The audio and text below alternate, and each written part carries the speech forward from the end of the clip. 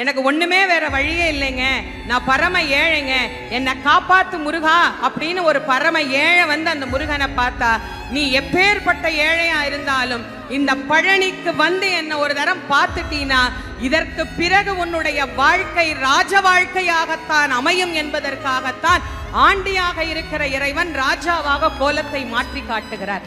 நமக்காகத்தானுங்க இறைவனுக்கு கோலம். ஆனா நாங்க சொல்றோம் அவர் ஆண்டியா பார்க்க கூடாது.